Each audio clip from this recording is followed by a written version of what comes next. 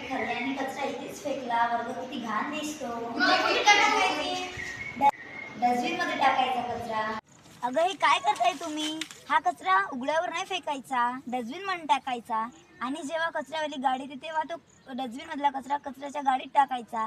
ओला कचरा एका ह्याच्यात आणि सुका कचरा एका ह्याच्यात टाकायचा. असं नसते टाकायचं.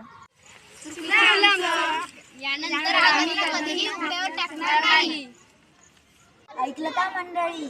स्वच्छता राखा, रोगराई टाळा.